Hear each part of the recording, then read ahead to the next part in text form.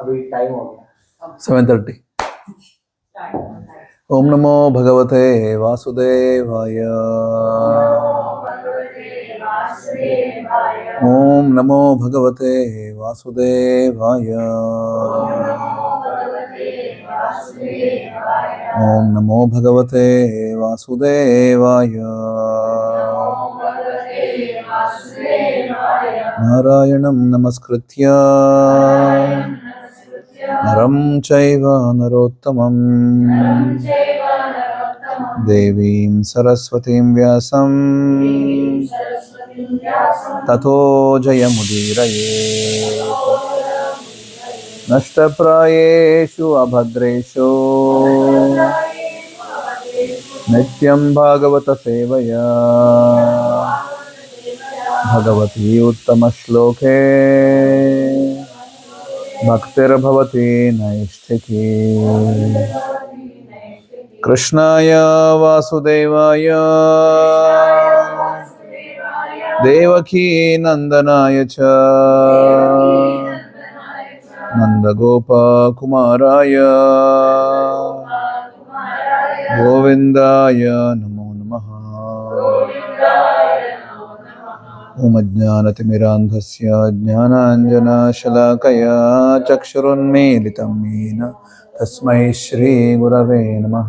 श्रीचैतन्यमनोभीष्टं स्थापितं येन भूतले स्वयं रूप कदा मह्यं ददाति स्वपदान्तिकं.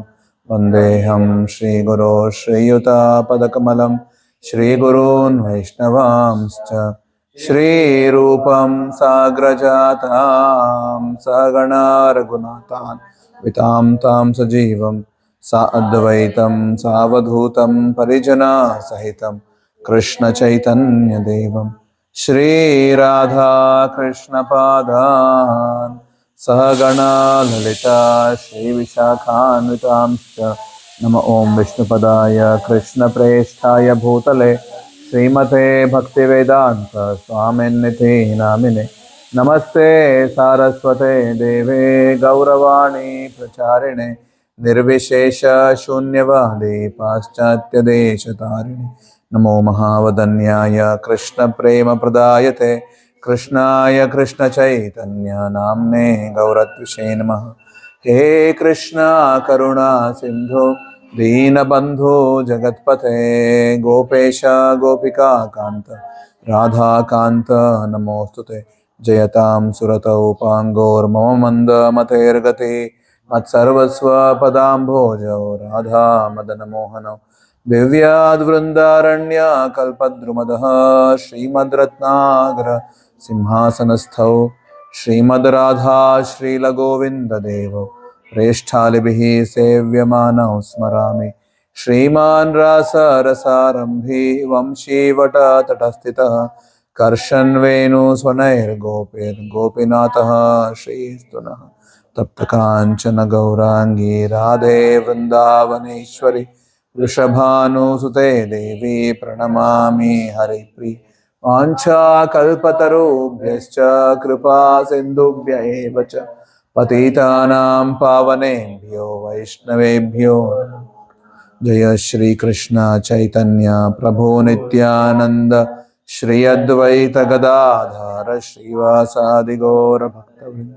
हरे Krishna Krishna Krishna Hare Hare Hare Ram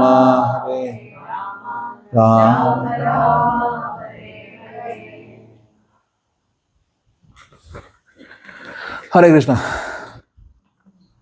Okay. Anyone remembers what we were discussing 2 weeks ago? Hey Ram. Hare Krishna.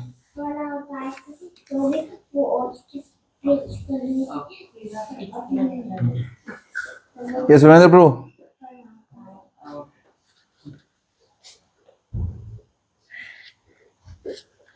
What were we discussing?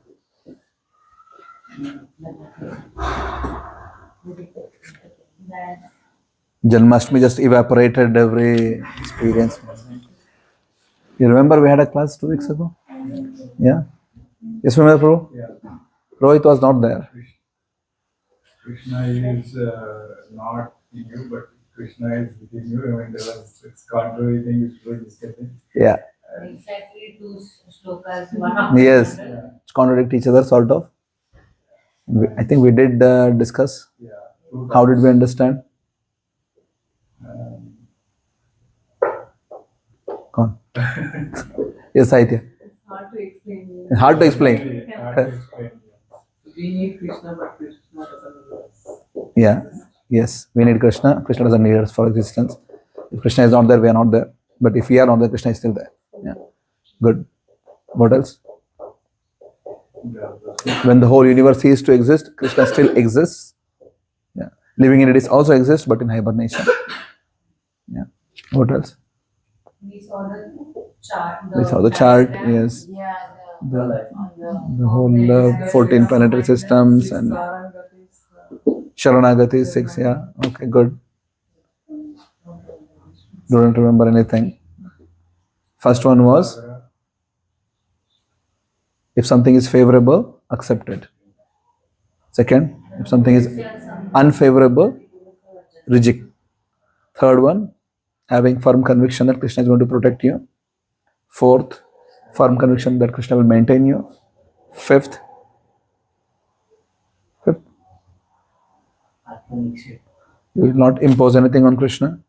You just continue to do your service, but no questions on Krishna. And sixth one, being humble. Yeah.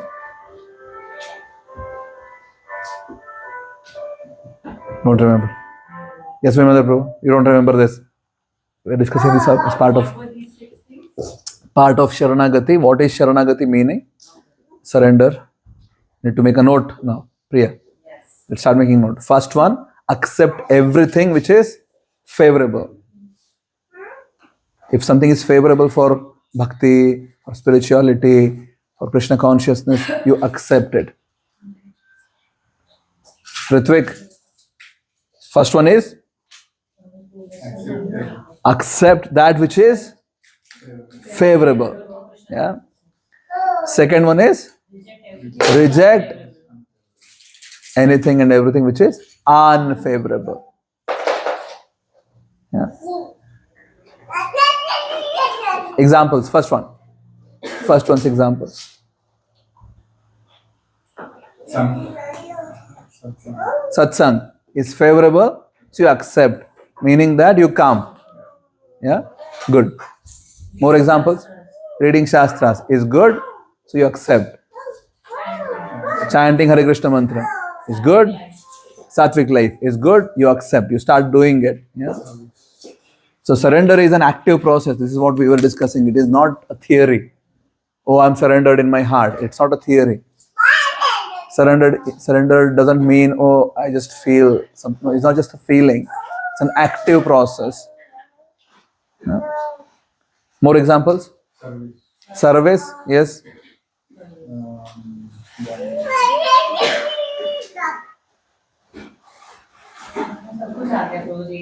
Oh, yeah. Okay. Reject that which is unfavorable. Examples? Yes, examples. Intoxication, give it away. Also includes tea and coffee. How many of us drink tea and coffee? Tea and coffee also. Yes. It has caffeine. But Prabhu, morning today, this came to my mind. We eat chocolate, right? I don't eat. You may eat. So, I don't eat not because of anything. I don't like it. So That also has cocoa. yes, it's not good. You can get high if you eat a lot of it. So I don't like it, so I'm happy about it. But there are many people who like it. It's a controversial topic.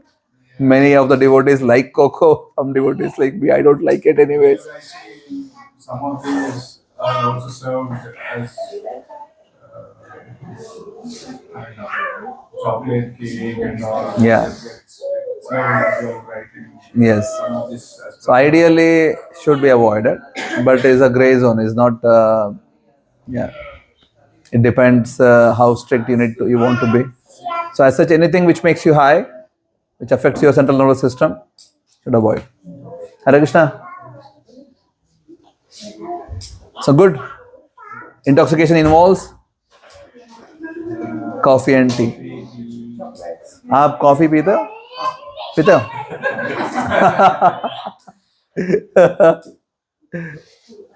You are addicted? Not addicted, but I do like it. You like the test for getting to know whether you are addicted or not is if you stop it, you should not get headache. If you get headache, that means you're addicted. We don't get headache, but yeah, if it's there, then I would want to finish it. Okay, then let's just give it away then. No, forever, right? So make it. How do you feel if I propose that? Okay, from today onwards we don't drink coffee and tea. How do you feel about it? Nisha will feel better maybe, right? She's not here.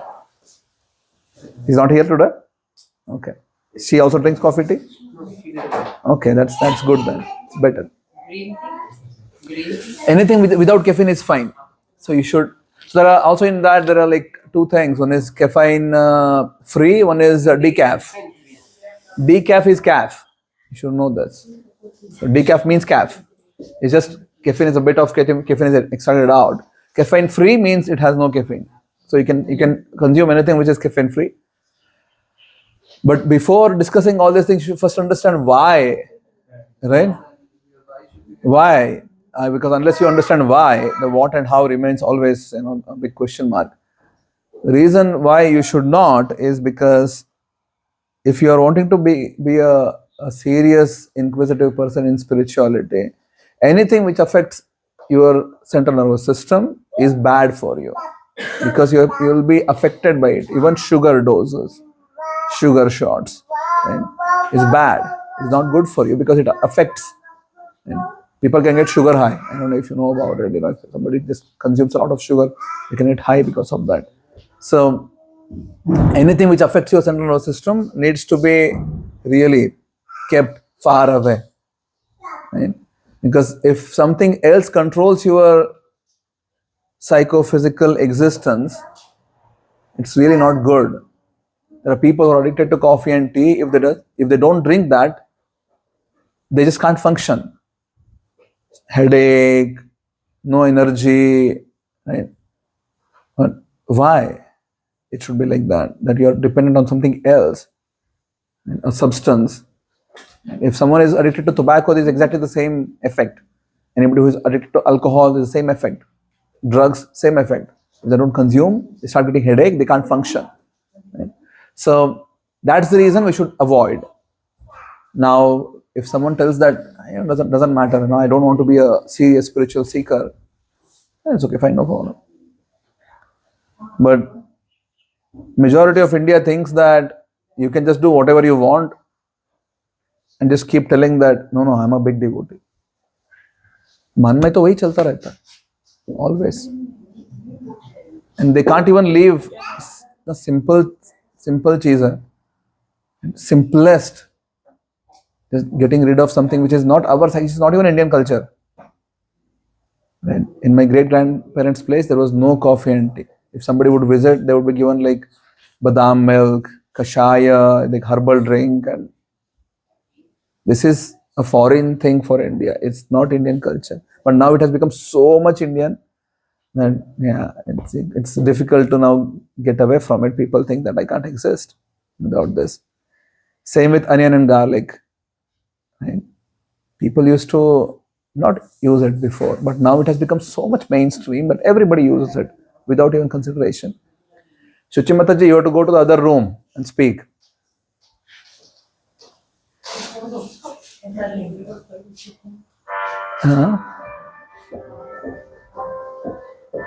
So, after so much of adulteration, at some point of when you look at the society, it's a bit difficult to figure out what is normal and what is abnormal. Right? Imagine the majority of society has become abnormal. Then being abnormal is normal. Right? Are you getting what I'm trying to say? When the entire society has become abnormal, and being abnormal is normal then. If you are normal in an abnormal society, you will be considered as an abnormal person, right? And that's our situation now.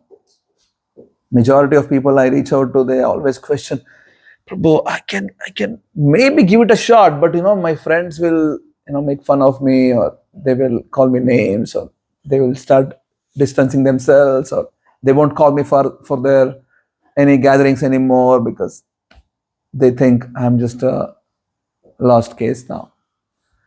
And there is this inner some sort of fear. Right? I'll just become aloof myself.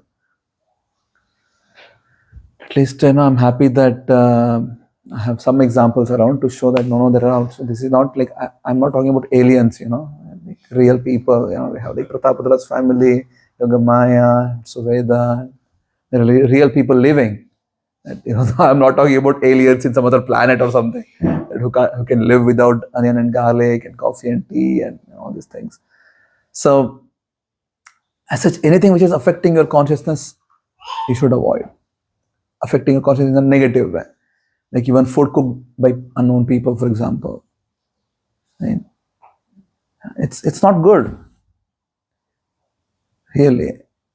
But then you may think, Prabhu, when is the limit? Where is the limit? But that's what is the thing. You should start becoming conscious of everything what you do. Right? We are all conscious of water which you drink, right? If I give you a cup of water and if I tell that this is the water I don't know about, it's packed, yeah, you can't see the color, you can't see you can't taste first, and I just tell that you drink this, I don't know where it came from, you drink this water, you'll be thinking, right, should you consume or not, right? Because if you drink come ahead. Some more people come. Yeah. Yeah, इतना बुरा carpet छोड़ के सब लोग बाहर नीचे बैठे। Yes. Come on, Pratibha, he'll come sit here. आ जाओ ना आगे please. Yes, Suveda, aajo. We have a house full today. Good, nice. Maybe Pooja ji is missing. Pooja is missing. Yes. Pooja ji are- Good. Chalo. So yeah, you will think if I just show you something and just consume this, just drink this.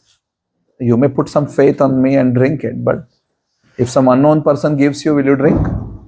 Imagine somebody, you're going on the road, someone comes with a bottle of something which you have no idea about and gives you, drink it. Will you drink? No, right? Because it might be whatever. We know that if we consume polluted air, then we get sick. Then why not to understand that food also can be so water in sattva, right? Water in passion, water in ignorance. Sattva, tamas, rajas is there, everything. Entire creation it has. We need to choose sattva. So we know that I need sattvic air, I need sattvic water. So why not sattvic food? Right? It's common sense basically. So there are also 3 levels: Adi Bhautika, Adi Daivika, Adhyatmika. Something which is good in Adi Bhautika need not be very good for Adi Daivika or Adhyatmika levels. Like there are theories that certain food are good for your health. If you ask many people, they'll tell that, yeah, consuming this much alcohol every day is good. Even doctors sometimes tell that you can consume this much alcohol every day.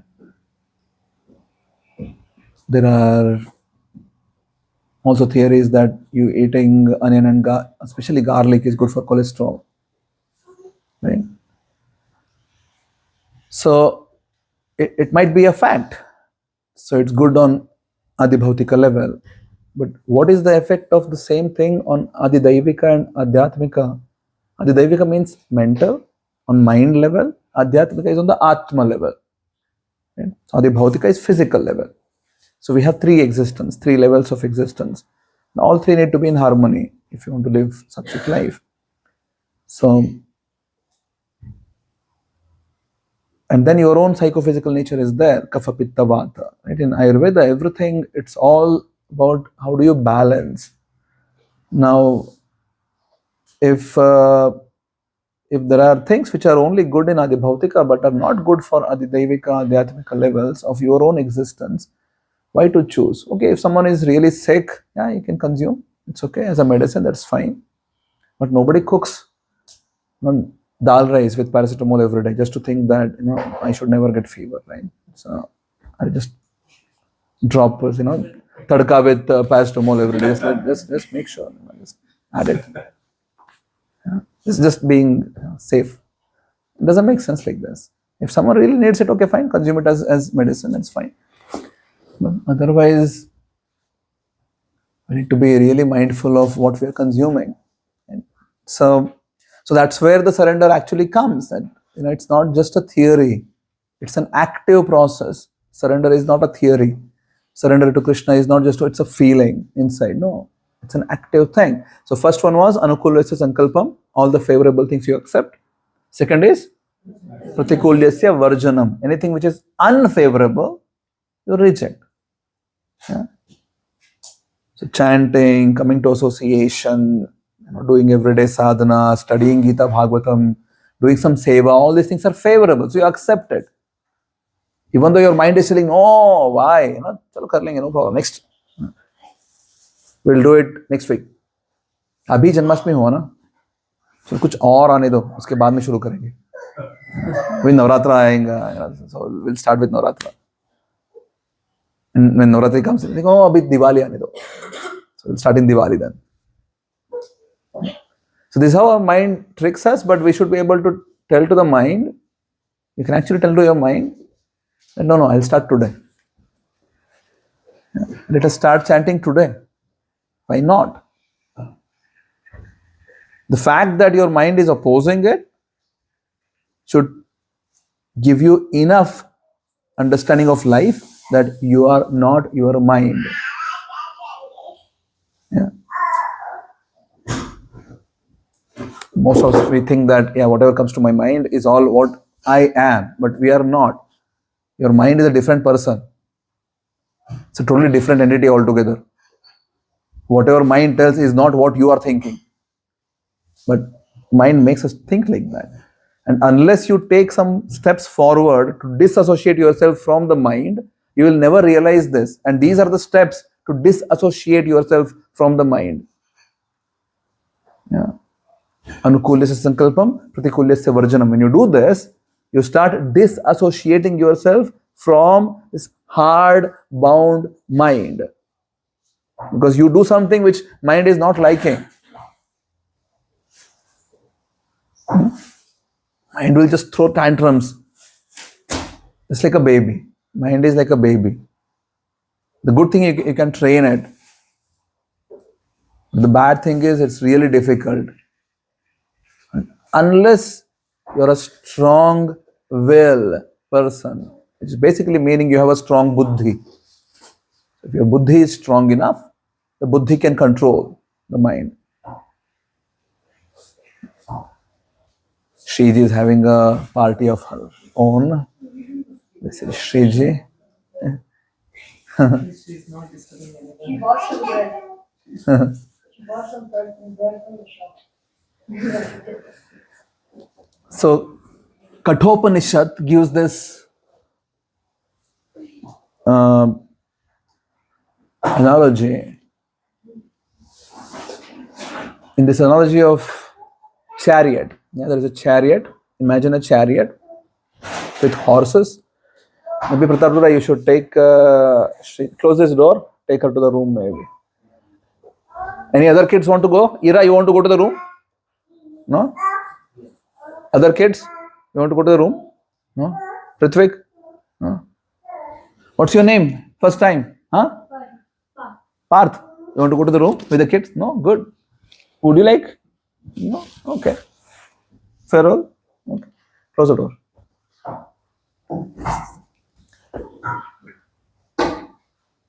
Imagine a chariot. Imagine with horses. Now, horses are compared to senses which you have. You have 5 senses, right? Eyes,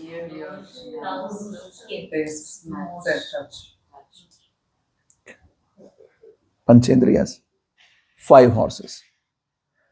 There is a thread which binds the horse through the nose. It's a rope, right?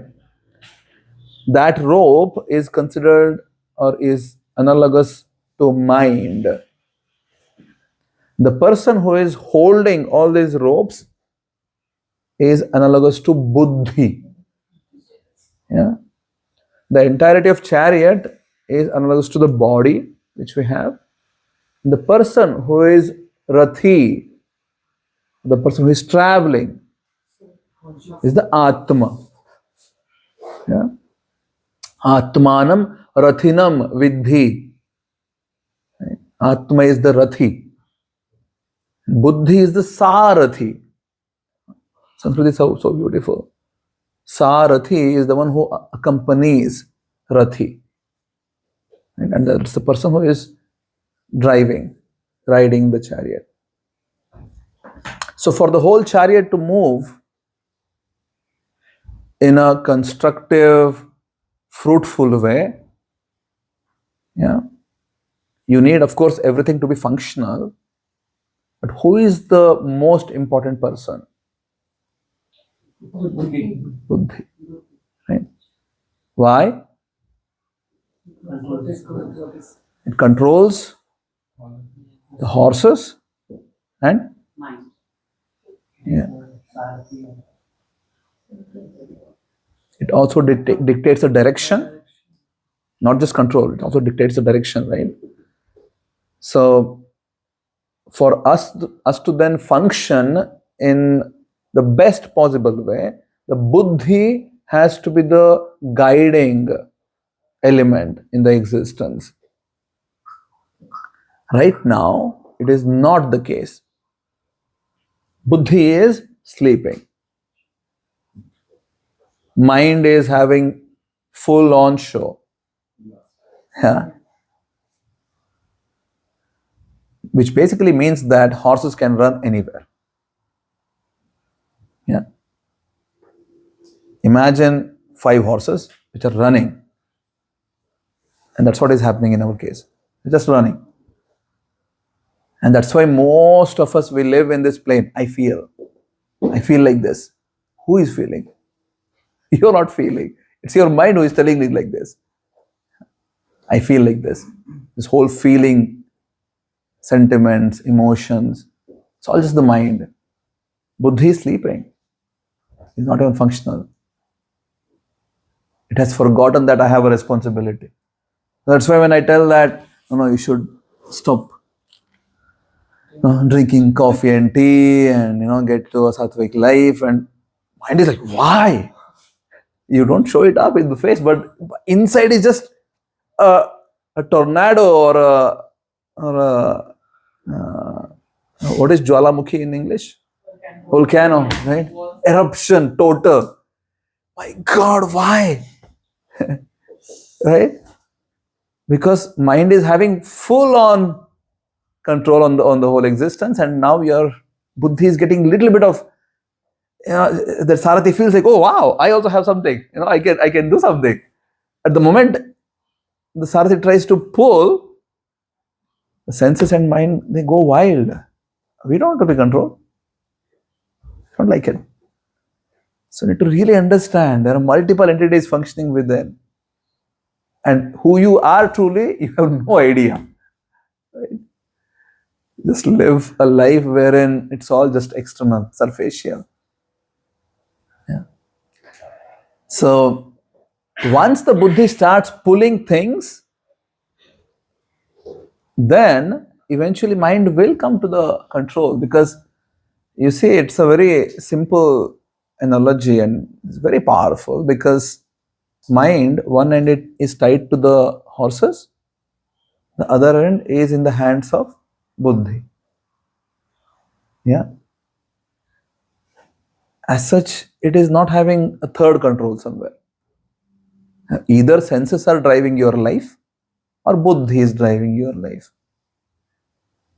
Yeah, mind is very agile. So eventually, if buddhi is strong enough, it can pull all the strings together.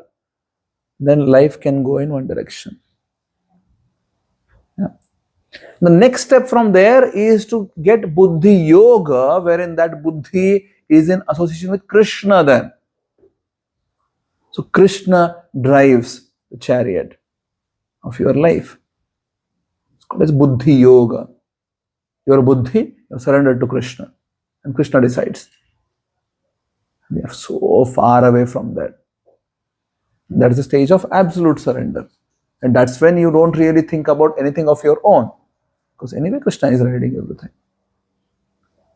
But we are very far away. But it starts with these two first principles. Anukulyasya sankalpam, pratikulyasya varjanam. Yeah. And this is from Shastras. Yes. Across all traditions of great Sanatana Dharma. You need to be able to come there.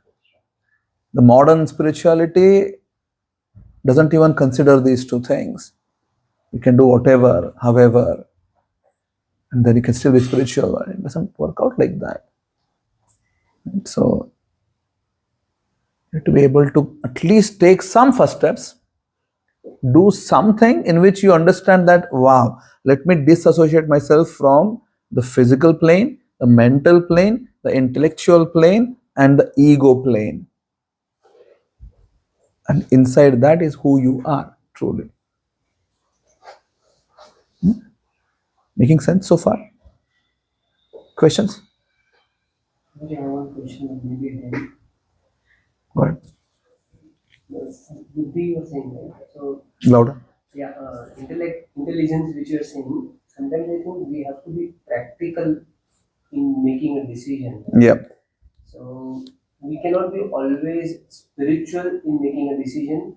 I feel that because since Janmashtami, after this drama, I was also discussing last time we met on this drama itself, of the Sakshi Gopa, Yeah. where the Brahmana is is not thinking the material aspect for her daughter. Yes. Which ideally, if I think about my daughter, I would always feel that she should go in a family where she has like proper material needs Yes. satisfied. Yes. Then what? Not possible, not available in our house. If she goes less than that, then it would be not good for me. At least I think in that fashion. Yeah. So at that moment, somewhere I still feel I don't agree with the Brahmana's thought process. And similar things in our personal life. For my sister also, I have done like that. I have not allowed her to go to someone less than what we were, and now she's in a better time and she's happy today. Yes. So here, if we compare the spiritual intelligence, which ideally could be that really genuine person, better than the Yes. and with that, somewhere the practical intelligence helps. There, spiritual is definitely long term. Maybe, Yes. what we say, there is a word delayed gratification, but practical thinking is required for intense, immediate gratification. So there are a couple of things here. So in general, when for the society to function, there are generic laws, generic recommendations, and common sense. Right. So now, for example, when it comes to marriage specifically, it's always better if the would-be husband is materially, spiritually, in all respects, is advanced than the girl. Right. That's how the society was set up at that point of time. Now, in some cases, it was not the thing, right? Like in this case of Sakshi Gopal's, the Brahmana grandfather was really highly inspired by the boy who is serving him since a long time. I couldn't get to see the drama full, but it was not that on first day he made a promise. After serving long time, he observed him and then made sure that this person is at least on a spiritual level is very qualified, highly qualified, and then the promise was given. And the family opposed, which is also natural. Daksha was extremely against Sati accepting Shiva because he thought that this is just no match. This guy lives in Smashan, right, having nothing of his own. I am Daksha Prajapati. My daughter, come on, this guy had no respect whatsoever to Shiva. Is it mythological? Right? It's not mythological. Practical? No, it's not mythological. Let me come to the. First of all, nothing is mythology. It's Purana, which is history. Yeah, mythology is a Greek word. Odyssey, the Trojan horse stories. What is that? There is a Trojan horse story. There is a name for it, right? Iliad. All these things. These are mythology. Comes from the dhatu myth. Basically, somebody just sat down and just wrote down. Ours is not mythology. We have Purana and Itihasa. Purana is really ancient story. Itihasa is history, recent. Mahabharata is Itihasa. Yeah. Story of Daksha and Sati is Purana because it happened so many long years ago, billions of years ago. It's really old. So, what I was trying to say is that there are exceptions wherein on a spiritual plane there can be higher connections. So the girl feels that I can be happy. There's another story of Kardama Muni going to get married to Devahuti. Devahuti was daughter of Swayambhuva Manu. This is the Manu. The entire universe is the king. And his daughter Devahuti, she was given in marriage to Kardama, who is living in forest. And she was happy serving. So there are cases wherein people from very high stature and materially speaking, they got married to lower material qualification, but higher spiritual qualification. They lived a good life. There are thousands of other examples in modern times wherein girls of higher stature got married to something really not a match and got destroyed totally. So that's why I said common sense should be there. Right? So what is really needed? Is there something which is really absolutely necessary? Because in modern times there is no consideration whatsoever. People just see something and then fall for it. Right? So ideally, from the Shastric perspective, the husband has to be materially, spiritually, intellectually, in all respects, should be more qualified. That's in general theory. Exceptions like Sakshi Gopal or Daksha or Kardama Muni are there. Yeah. But in general, that's not how society works. For society to function properly, you need proper frame of reference. And proper frame of reference is that husband should be more qualified in all respects. Because the structure was that wife would surrender to husband, and you can only surrender when the other person is more qualified, right? It doesn't make sense otherwise.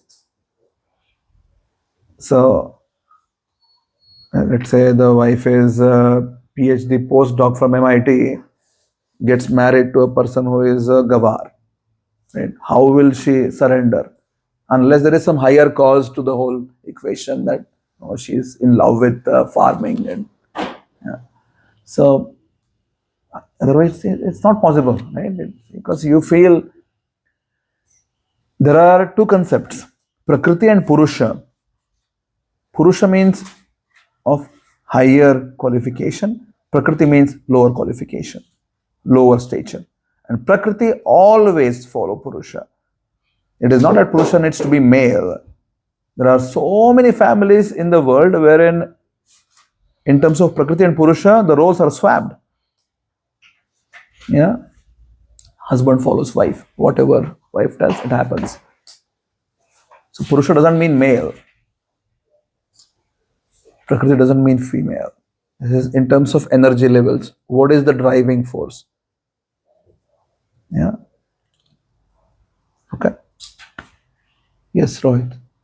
I'll come to you. You were talking about buddhi. What exactly do you mean by that? So, our constitutional position as living entities, we have different elements in us.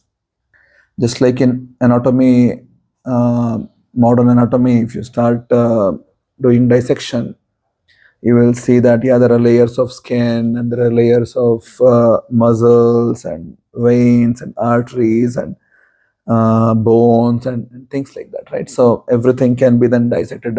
You can basically, people have understood more or less everything what is there in the body. Now all those things, they're all from Panchamahabhutas. They're built from earth, water, fire, air, ether, right? So from the spiritual perspective, no matter what is there inside, it's from these 5 elements: Bhumihi, Apaha, Anala, Vayu, Kham. Earth, water, fire, air, ether. This is what constitutes physical body. Now beyond that physical body, beyond brain, so brain is hardware, right? Beyond that is the plane of mind. Mind is the plane wherein you feel, right? That's the plane of feelings. Yeah. And then with the good, bad, whatever, pain, everything. It's not the body which is feeling the pain. For example, let's say I get hurt here. Body cannot feel the pain. If this body can feel the pain, a dead body should also feel it then. Right? So, but dead body doesn't feel anything. So, gross body doesn't have any feelings. These are senses, like sensors. Right? These are like just sensors acquiring. So now a plane which is higher than them is the mana, which has the feeling. That's where the feeling comes. Now on top of that is buddhi, which is the rational intellect which can give you the discriminative ability. That's buddhi. For example, take the example of tiger. A tiger jumps on a deer and eats the deer. Tiger doesn't have the buddhi to think that, oh my God, this deer has a family, maybe a set of parents or children or friends, and they all will feel bad if I do this to the deer. Oh, this is feeling pain as I'm ripping it apart and drinking the blood. It just cannot process this. Yeah. So buddhi is not just the intelligence. Tiger has enough intelligence to figure out what is its food, how to go and attack, and what is the speed at which it should run to catch this particular prey, and all these things. That's intelligence. That is there in tiger. It doesn't have the buddhi. Buddhi is specifically for discrimination. Yeah? The discriminative ability, which we all can have it. So we have, to some extent, it's turned on, but not to the extent where it can really distinguish Sat from Asat. Sat means eternal, Asat is temporary. When we can distinguish that and discriminate, that's when buddhi is really on. Yeah, that's the ability. The ability to discriminate. So on a very gross level, we all can do much better than tiger. I hope you all accept with this, right? We can discriminate better than animals on a gross level. But then that's not it. This buddhi can function on next level. You can discriminate Sat from Asat. Yeah, Sat means eternal. It's dhatu for Satya, for example. That which is eternal. Asat, that which is temporary. This discriminative ability is buddhi. So if someone is really sharp intellectually for buddhi, they can distinguish them, discriminate. They can choose. And the buddhi can then guide. So if buddhi is holding the ropes really tight, is strong enough, is awakened spiritually, yeah, then all the senses can just flow in one direction then. Yeah. Let me just finish. Now, a level on top from buddhi is the ahankara. It's the next subtle existence, the feeling of I. Yeah, because even buddhi, we can feel mine. I can distinguish. I can discriminate. So that's the plane of ahankara. Crossing that is who you are. So there is no I anymore when you understand who you are. Is making sense? So this is the spiritual anatomy. right? The gross body and subtle substances like the mana and buddhi and ahankara, and then truly who you are. And truly who you are is beyond time and space. It's not within the time and space structure. It's beyond time and space. We were discussing about it a few weeks ago. Living in it is really, it's beyond time and space. Who you are truly. Body is definitely within time and space. So it does get affected then. But who you are truly, that's beyond. And there is no ahankara there anymore. Feeling, oh, this all belongs to me. It's all mine. I want to enjoy. Yeah. So that's Shouldn't I be below it? below what? Below buddhi? No. Because you can feel that it's my intelligence. When buddhi is in association with Krishna, then that ego which is there, ahankara, is totally purified. You don't feel it anymore. It vanishes, it doesn't exist anymore. There is no ahankara anymore. You won't feel that I want to enjoy, I need to enjoy. Yeah. So because buddhi can have a direct connection with Krishna, right? That's how it can then, you can actually have a spiritual existence then. That's called as buddhi yoga then. The other thing is, this the gradations. It is not that there's like a layer and a layer and a layer, which is, it's so intertwined. It's because we always think from duality perspective, it's a bit difficult for us to understand how all these things are there within, because we're already in there and we're in the box. To think out of the box, we need to get out of the box first. So it's a bit difficult for us to comprehend this, but it's not just like, oh, there's just one layer of this. So now physically we can go deeper, and then we come out from the other side. But that's not how things are, right? It's a bit on a subtle level, not on the gross level. So the ahankara can get purified. This whole existence in which I'm just trying to figure out different ways of becoming happy myself will get purified, and that is part of Atmadan, that I just want to serve. Follow-up question would be, Krishna wants us to understand our own self. That's another thing. Understand what? Our own self. Yes. The whole Gita calling. Right? Entire Gita is specifically targeted towards this. Every single Upanishad is targeted towards this. If you read the Gita or Upanishads, Gita is also Upanishad, Gita Upanishad. There are 108 Upanishads. Majority of them deal with these questions. Who is the observer? Who is the seer? What is being seen? What is consciousness? So sometimes or many times when we hear from in modern times, some neurological or quantum physicist comments, speaks about these things, will be blown away. But these things are already dealt with in quite a lot of detail in Upanishads. Thousands of years ago, they have dealt with this. What is consciousness? Who are you? What is that which is actually perceiving? That which is perceiving the duality, and beyond the duality, what is that? Right? So definitely there is a calling specifically to get to know yourself. That is the first statement in the Vedanta Sutras. Athatho Brahma Jijnasat.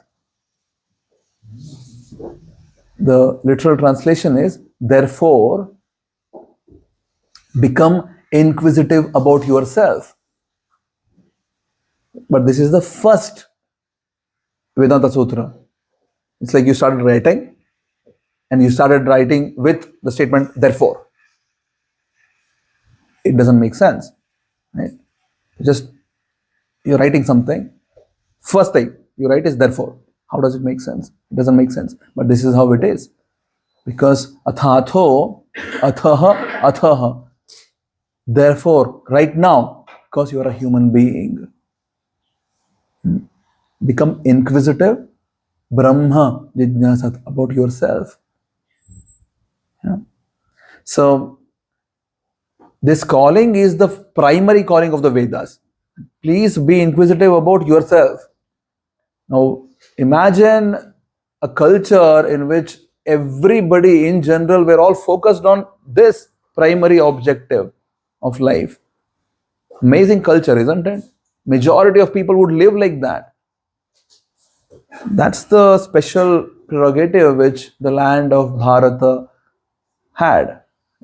Now it's gone. It's not there anymore. And we are not seeking these things anymore. Yeah, some maybe to some extent, but not as the primary objective of life. We seek many other things as primary objectives of life. So that's why when the culture is built like this, you can be very much accommodative because the paths can be whatever, right? Somebody comes from Sankhya perspective, someone comes from Karma Yoga perspective, somebody comes from Karma Kanda perspective, someone else comes from Jnana perspective, someone comes from some Himalaya, going away, renunciation, all that perspective doesn't matter. Somebody else also comes from worship and devotion perspective. Everybody can live together because the primary objective is none of this, right? The primary objective about yourself still to really walk your own path, your own journey. This is Arjuna's journey. It's a reference manual, right? Just because somebody knows all the Gita doesn't mean that they really know. Unless they walk, it has to become their journey then. Right? So, that's a speciality of Vedic life in general. As for Gita, can people carry forward the progress that they've made? Yes. Yeah. Arjuna asked this in 6th chapter. I think you had not joined yet. We are in 9th chapter now. Arjuna asked to Krishna, then what about, if someone dies in the process, what happens then? They have left so much, anukulasya and kalpam pratikulasya varjanam, so much have been left. If somebody doesn't make it, what's up for them? Krishna tells that, ananyas chintayanto mam yejana paryupasate tesham nitya abhiyuktanam yogakshemam vahamyaham. Whatever one has accomplished will be protected. If there is something lacking, Krishna will add it. Because one has surrendered. So, let's say somebody has made it to 40%, next life they will start from 41%. Yeah. Yes, Ranga, I'll come to you. Oh, I think you answered now. Okay, thank you. Yes. Just addition to that, so you explained different layers. So buddhi and ego are also eternal and are carried. No. As elements, they are still material. They are not spiritual. Yeah. So Krishna says in Gita, we have studied it in the 7th chapter. Bhumihi apaha anala vayuhu kham manah buddhirevacha ahankara iti yamme bhinnaha prakritir ashtadha. So the material elements, the material creation is built with these 8 substances. It's matter, and matter is relative. And last time when we had class, we were discussing its creation comes to existence and creation contracts. Right? At some point it is manifesting, it can unmanifest, and that time these things are not there anymore. Yeah, so this is not something which goes with Atma. It will go until we are having repeated births. But then, let's say I become a tiger, this buddhi, whatever I have now, is turned off again. The only intellectual ability which I'll be having is, okay, I can eat deer, rabbit, all these things. I can't eat halwa, for example. Right? Then you start from zero. No zero. No zero. No zero. You will still carry through. Right? There is a cycle of 84 lakh species, 8.4 million species. Once somebody becomes something else other than humans, only in human life there is karma. All other lives are meant for burning of the karma. Yeah, but doesn't mean that one will burn the whole thing. Of course, they won't accumulate new, but next time when somebody is born as human, still the previous human life's karma can still be there. Now, how everybody is getting it, cleared off or coming to, new karma is being accumulated. It's a bit too much for us to grasp, maybe, But then we can understand by seeing that some people are born as super rich. They are dumb idiots, but they are super rich. Yeah. Some people are really, really sharp, intellectuals, but are really poor. Yeah. Some people who are born, parents not having blue eyes, but the child has blue eyes. How? Right? So all these things, it's all based on one's own karma. How sharp one is, how beautiful one is, how rich one is, or poor one is, where is being born or she's being born. This whole thing, it's all karmic baggage, which everybody is bringing with them. And that impacts or affects your body and your ego because it's not a standalone. Yes, it's based on how you're using now. Your future is being decided because it's not like one bag which you have which is full already. And this bag can become however big it can. So more and more I use my buddhi in wrong way or don't use it and let the senses decide whatever. And then the more and more karma I'm accumulating. Right? Giving but the same example, tiger when it kills a deer doesn't get any karma because it just doesn't have that instrument to think and discriminate. If I do the same thing to a deer, kill the deer or cow or whatever, and then I eat, or somebody else has killed and I eat, I'm part of this problem. I get karma because I'm not supposed to be doing it. I need to be having discriminative ability with which I can distinguish. This is right, this is wrong. I should not be doing this. Right? So, unless somebody's intellectual ability with the rational, discriminative ability is turned on, they'll be always under the cycle of karma. You just keep getting because you're not discriminating sat from asat, what is eternal, what is temporary. Even suppose my buddhi reaches, say, let's say 40, let's say, and I die, and my next human birth. You will start continuing, yes. Even the buddhi. So Yes. Yeah, it spiritual doesn't need progress. continuation if it's not. Yes, anybody who is sincerely seeking, the universe will make sure that you are taken care of. We are not living in a dead environment here. Yeah, it's a conscious place.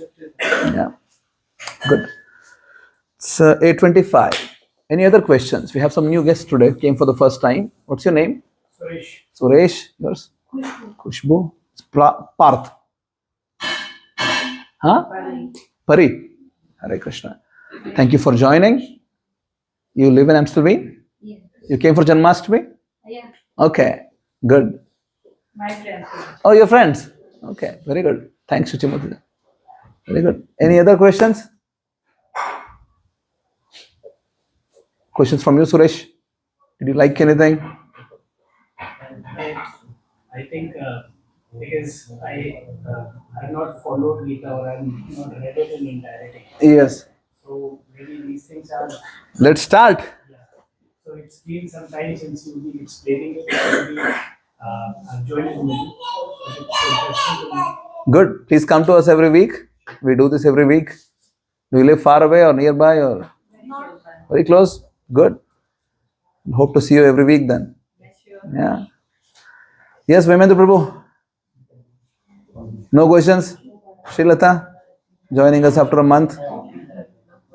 No questions? Yogamaya? Ranga already got it answered. Yes, Ferrol. Ferrol has questions usually. No? Can we not make noise inside?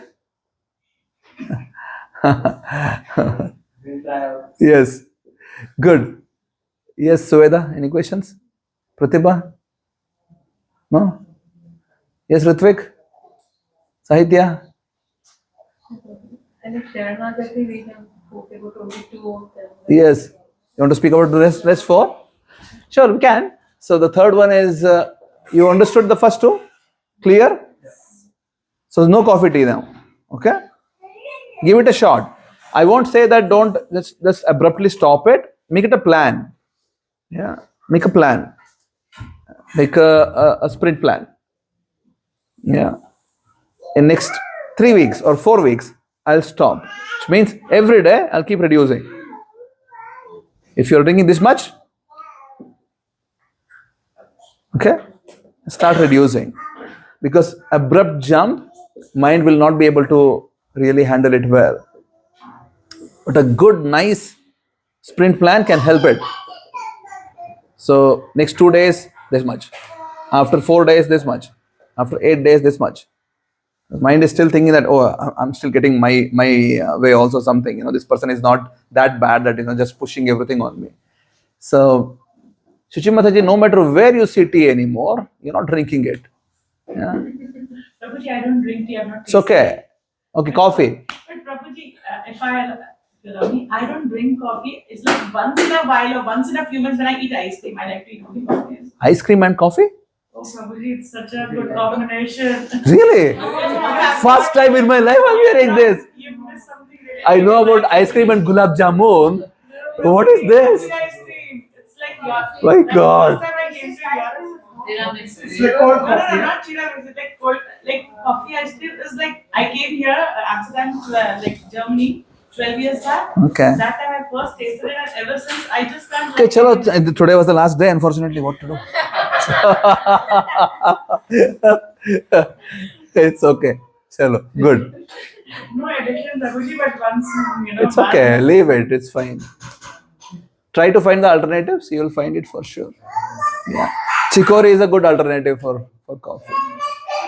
Yes, sir. But apart from these things to avoid, might also include majority of the thinking that you Would also include social media. also thinking as Yes, well. ma'am. Yes. Social media is something I Either need you to are do. worried or either you have regret. Both will impact your central consciousness. Yes. Yes. This is, And being angry. yes. Angry. The only thing is that, see, there are, like for example, let's say somebody is really greedy or envy or these kind of things. It's a bit difficult to start working on them straight away. Yeah. So these things, because they are so it will take a bit more time. So for them to be addressed, we need to be really, doing a strong sadhana, strong association, strong scriptural intake. And buddhi can become stronger and stronger. These things are basically empowering buddhi, association, eating prasadam, chanting. These are the things which are empowering. Imagine your main batsman is retired hurt. Yeah. Rohit is a cricket player. Your main player is retired hurt. You need to somehow or the other make sure that guy comes to bat or bowl. You need to really give him or her the best nutrients. And these are the nutrients for it. Chanting every day, coming to association, studying Gita Bhagavatam, taking prasadam, doing some seva. These things will empower your buddhi. And eventually it will be able to tell that, oh, I don't need to be this greedy. I don't need to be envious. Yeah. So these are the next level questions. We can't start with them to begin with. We can if you already addressed the previous questions. If I continue to indulge in things, it's a bit difficult to address those questions. Right? It's like mathematics, first step, second step, third step, fourth step. If I haven't even done first step, how do I solve fifth step? I haven't even done first step. Right? So let's address that which is there in our control right now. And this is simple. Right? And then slowly, you will be empowered. It's like going to gym. First day you go, you start with maybe 5 pounds. Start doing. If you start with 100 pounds, that's it. All gone. You're in hospital. And then, never any more gym maybe. But you start with 5 pounds. And for a week, 2 weeks, 3 weeks, what's going on is your muscles are becoming stronger. And with a stronger muscle, you can go to 10 pounds.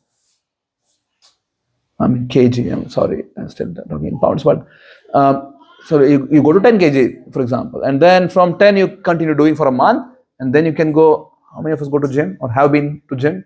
You know what I'm speaking about. Okay, good. So with 10 kg, you can eventually go to 15, 20. With that, you can eventually go to 30, 40. And eventually, you can go to 100. No matter which weightlifter they always started like this. Because the more you keep practicing, they become stronger. And with the stronger muscles, you can lift more. And that spirituality is exactly the same path. Start small, keep doing, keep being consistent. then with that consistency, you can do much bigger thing eventually. Okay? So chant Hare Krishna mantra every day. कर रहे हो? Yes. कर रहे हो Feral? Why not Feral? From today, okay? Let's resume. She was my best student at some point of time. Now she will be again. Yeah? Shilita, do you chant? Yeah. Every day? Good. Yes, Prabhuji? Would you chant every day? Let us give it a shot. Yeah? At least do it. Give it a shot. Sit down and just chant. Hare Krishna, Krishna Krishna, Hare Hare, Hare Rama, Rama Rama, Hare Hare. You don't need to imagine any Krishna. You don't need to imagine any stories or anything. Just focus on hearing the Shabda. The sound is the most potent thing. Just hear this. No need to think anything. Just hear. And then come to these sessions. Study Gita. I know many of you have not really opened this and then studied. It's for us. Give it a shot. See if you can understand. After this, there is Bhagavatam, which is 20 times, 40 times bigger than this. Right? So this is 700 shloka. Bhagavatam is 18,000 shlokas. Yeah. Which is 25 times bigger. Yeah. 25. Yes, around 25 times. Right? So, do some seva. Seva is something which can keep you humble because you do it for something which is beyond you. Yeah. This can really give you some inspiration that yes, I'll go and do something. How many of us cooked for the 1008 preparations? I think all of us made something, right? You see, individually we could only do so much. But when we looked at the results, there are more than 1,500 preparations that day. Amazing, right? 1,500. For a small congregation like ours, even thinking this is beyond. But there were 1,500 preparations that day. So put on the altar. So when we really do something which is beyond us, you see that it manifests actually. Yeah. Because there is something which is being done from a place in the heart which is not material. And then the universe again gives the boost. When things like this happens, I just get a reaffirmation that we are on the right track. Yeah. Otherwise, things wouldn't manifest. The moment things manifest as per your visualization, to understand that there is something which is beyond yourself, not just your own power.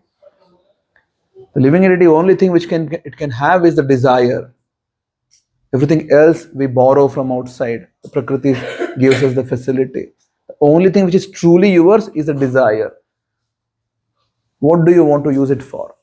Your own desire. Do you want to use it for Krishna's happiness, Krishna's service, or your own happiness and your own enjoyment? It's the only question of life. Simplest question of life. What is that which you want? Do you want to serve Krishna? You want to be happy yourself? The deal is, if you serve Krishna, you can actually be happy. And if you want to be happy without serving Krishna, you'll be miserable. Yeah, that's the deal, right? Not that I'm telling this. This is how the whole creation is set up. Now, the sooner you understand this, the better for you. Otherwise, anyway, life moves on. Right? Nobody is going to force you to do something. I'm not going to come to your house and check, Vimendra, did you drink coffee today or what? Right? So, I'm not going to do that. Right? I will, of course, give some suggestions and give some unsought advice, but at the end of the day, it's for you. You want to take it? Please. Don't want to take it? That's okay, no problem. You can still be friends. Please keep coming. So eventually one day you will. Yeah. Even if your mind is telling, I don't want to do anything, no problem. Just keep coming. Because we know how it works.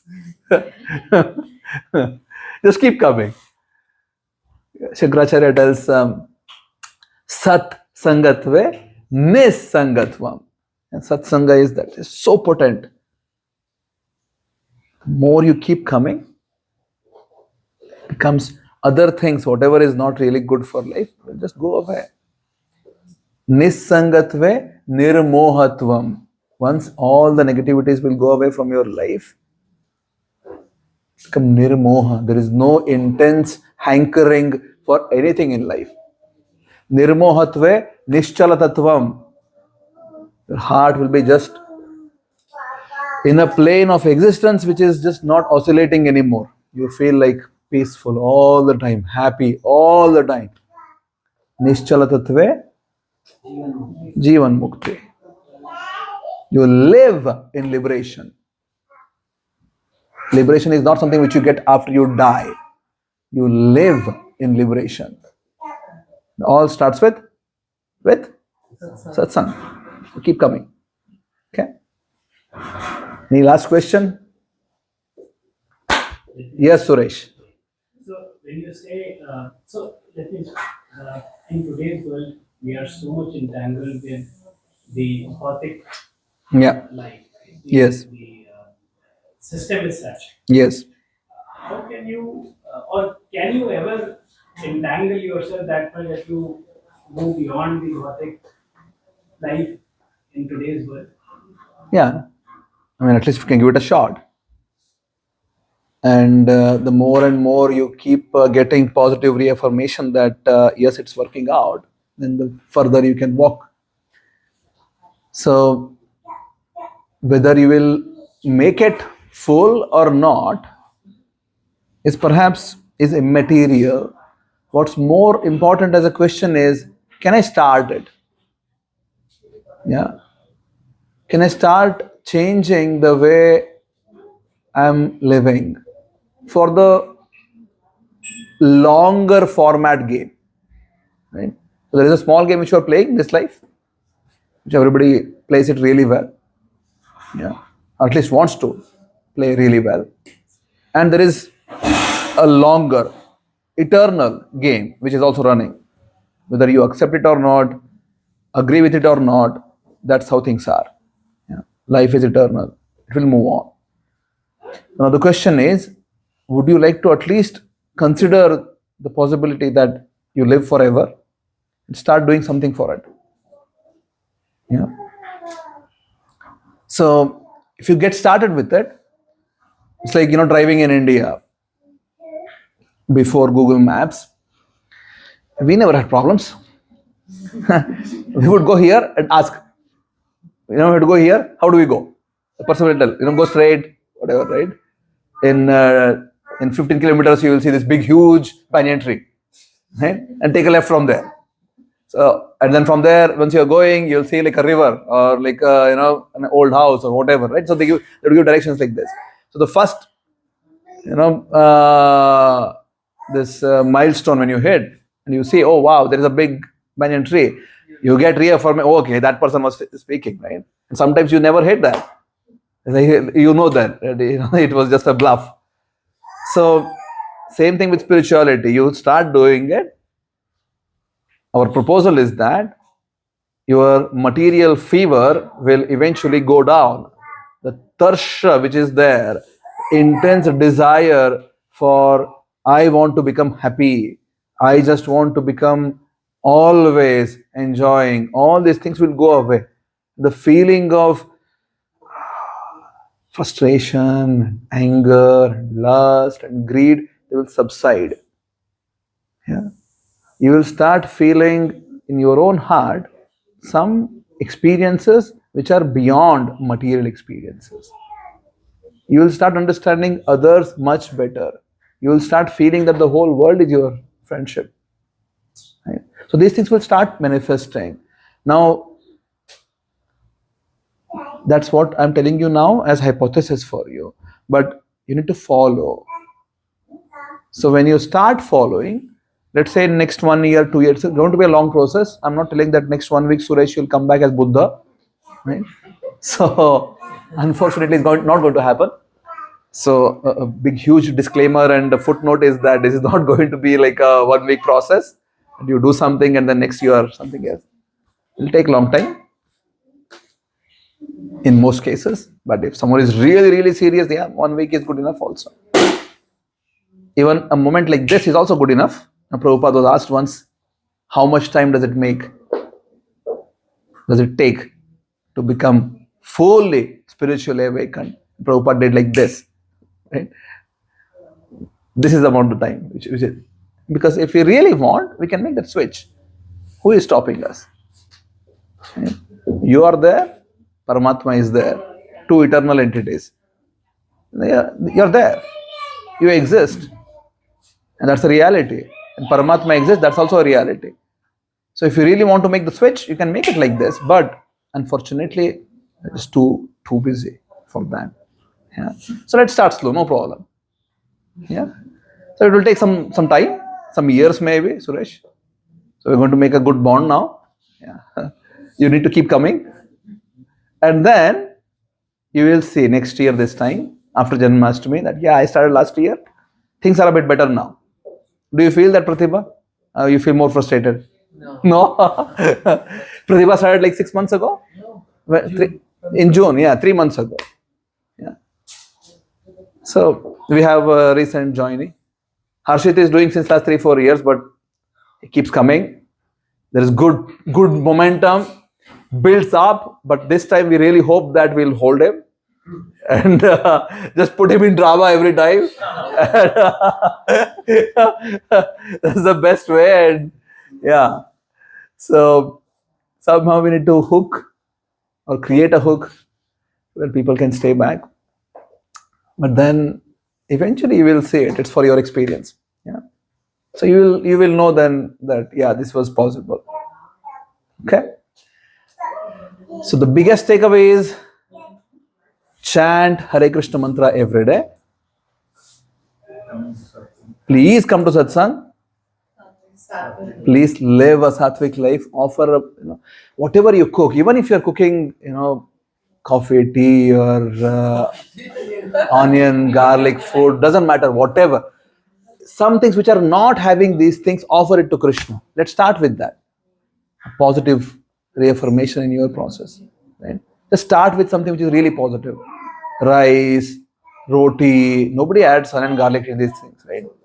Offer it to Krishna before you consume. Make it as a habit. Yeah. See, in the process, you're thanking the person who has grown the food, right? Who's transported the food. So many entities, the plant which has given the food. This is a process of thanking.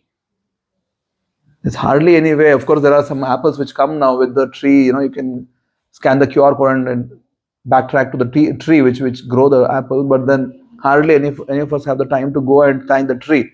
Thank you for giving me this apple. Let's give it to Krishna and thanks Krishna. So, Sattvic life. Fourth, service. Start doing something from yourself. Your life is not just for your own enjoyment. Do something for others with Krishna in the center. We missed one.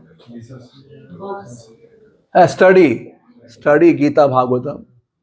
Let our consciousness and buddhi get some inputs otherwise also. So I end there. Thank you so much. Hare Krishna. Hare Krishna. I have one announcement. Yeah.